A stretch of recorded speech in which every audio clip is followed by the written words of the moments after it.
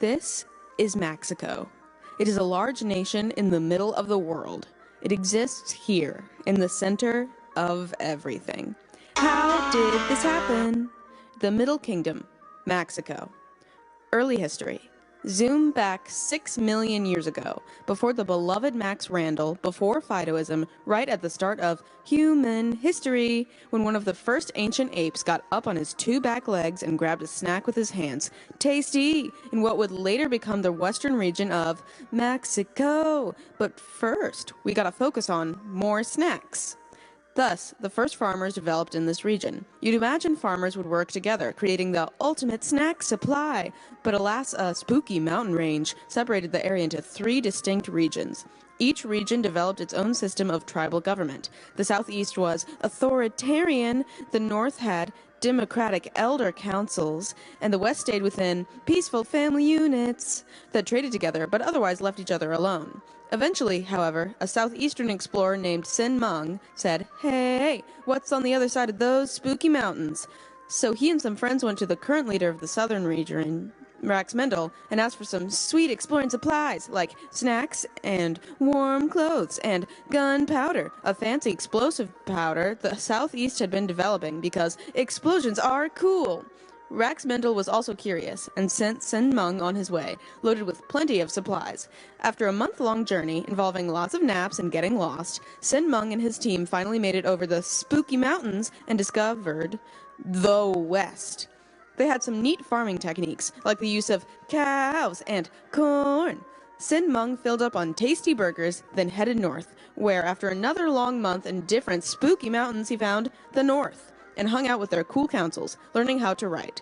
Thanks to the North, Sin Mung could bring back a neat diary, detailing his adventures to Rax Mendel. Rax Mendel was greedy and decided he wanted all the neat stuff Sin Mung wrote about. Thanks to the gunpowder and unlimited authoritarian control over the southeastern region, Rax Mendel was able to take over the North and West, beating them in a civil war that wasn't very civil. Now, instead of being 3 distinct regions, there was one powerful authoritarian nation, Raxico. Rax Mendel didn't really care about telling the people what to do, however. He just wanted the title and the taxes. So while the North and West resented the Southeast at first, they eventually became best friends, finding trade routes and learning from each other. The South spread government, the North spread language, and the West spread tasty cows. In the meantime, Rax Mendel gained a taste for power and set his sights on other nations. Rax Mendel had gained a taste for money and power, and so started taking over other countries. Raxico eventually spread across a quarter of the world, and the military kept a tight grip on their newly acquired territories. The regime was mostly benign towards ethnically Raxican people in the traditional Raxican region, although in the beginning there was some anti-Southeastern sentiment. This sentiment faded, however, as the military regime brought pride and glory to Raxico. Quickly, Raxico decided it wanted to make more money, and so decided to implement mercantilism. The region we know today as Mexico became a global manufacturing hub, taking raw goods like wood and precious minerals from Sharon and using it to fuel their manufacturing empire, selling back their manufactured goods to the people they snatched the goods from. For a time, it seemed the military empire of Raxico would grow indefinitely, but it wasn't long before they started encroaching on another empire's territory. And then they came, with boats and guns and sharp tools and things. Who came? Oh, Radagaskar. Okay, thanks. Try as he might to hold them off, Rax Mendel could not effectively fight off the invasion. Thus, most of the country, particularly the east, was occupied by Radagaskar? Radagaskarian?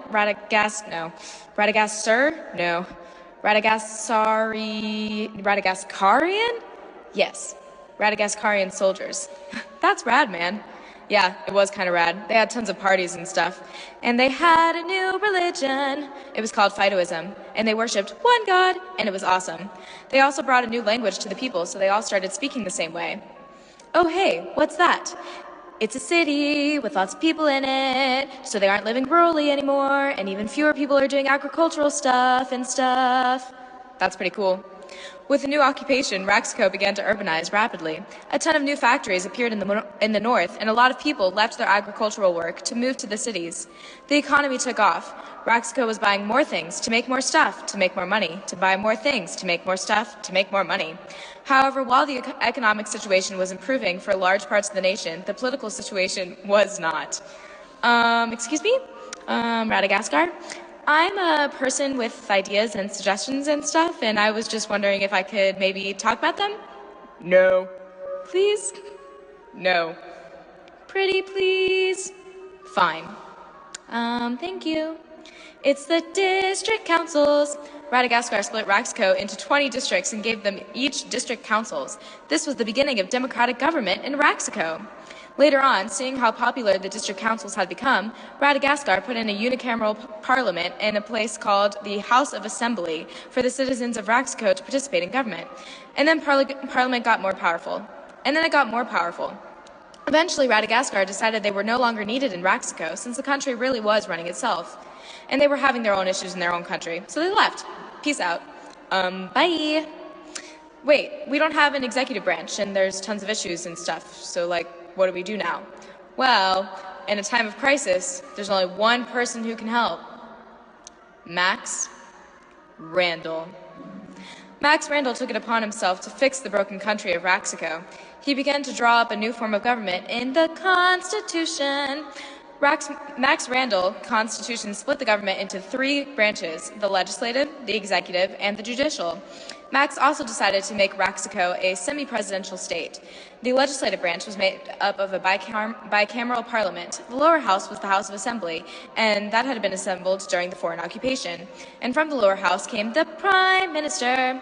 Each member of the lower house serves for 4-year terms until the next election. 60 seats are allocated to districts based on population, with a minimum of 1 seat per district. 60 more seats are allocated using proportional representation for parties. Wait, what? I'm a district with a small population, and I want more representation because I'm important. Awkward, because I'm a district with a large population, and I kind of like things the way they are. Well, actually, guys, Max Randall provided a compromise. Parliament is bicameral. There's an upper house and a lower house. See? Upper house, lower house, upper house, lower house. The lower house is called the House of Assembly. All legislation must begin here. The upper house is selected by district councils, and there are 60 members total. Equal representation. So there you go. The Constitution also made a rad judicial system, which included a Supreme Court and several other lower courts.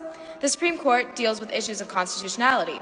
The other courts deal with other issues that are dealt with in courts. And rule of law was prominent in all the land. Cool. So the executive branch is pretty lit too. There's a prime minister and a president, and they have different jobs and stuff. The president is the head of state, and the prime minister is the head of government. The only question now is, what will we name the country, and who will be the first president? That's 2 questions, actually. Well, there are only 2 questions, then. The country voted unanimously, well, almost unanimously, all except one, to elect Max Randall to the presidency. The only person who voted against Max Randall was Max Randall himself. He didn't actually run, but everyone wrote him in anyway. And they decided to name the country Maxico, Maxico, Maxico, Maxico. This guy woke up from a dream and decided, oh hey, we should open the ports. Why? Why not? So ships started to come in, then more ships, then big buildings were built that brought big people with big stacks of money that fell from the sky in the pockets of other big people. Hey, said the West, knocking quietly with their pitchforks. What? Said the North and Southeast as money continued to fall from the sky. Could we, not let all these people come into our country, please? No, yelled the South from their yachts and big bridges as a bunch of immigrants rode the waves onto the coast. And more people started to show up in airplanes, trains, cars, boats. Where do you park these things?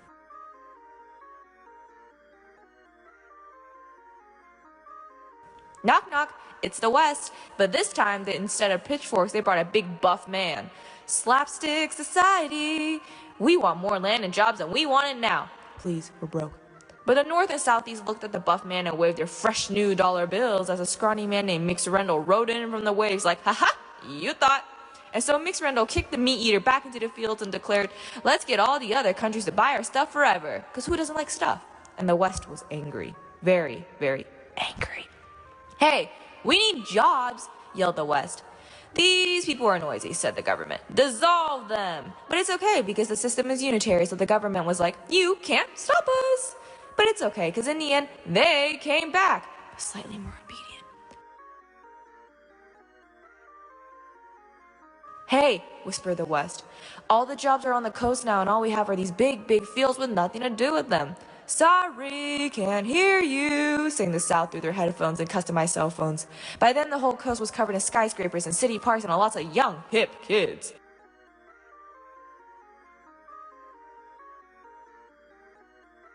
Psst, whispered a bunch of people dressed as trees. We have an idea that involves greens, and maybe jobs, but mainly lots and lots of green. The West looked at each other and thought, okay.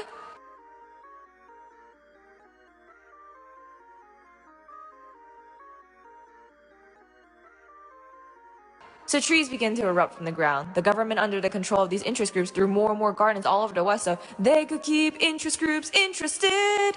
Hey, yelled an old lady, can you stop these frisbees from landing in my yard? Where did all these old people come from, the interest groups mocked? And who are those people? They yelled as a new boatload of people stepped onto the pier. The government looked at each other and then looked at the Frisbee Corporation, who looked at the environmentalists and said, who cares? So now old people populated the streets all like, we need better social security and healthcare. And all the young people were like, money. And the government was like, trees and frisbees. Trees and frisbees. And Mix Rendell was busy surfing the waves. And while things may look a little funky in Mexico, it's #lit. And we love President Mix and our first ever female prime minister, Mex. It's closing time.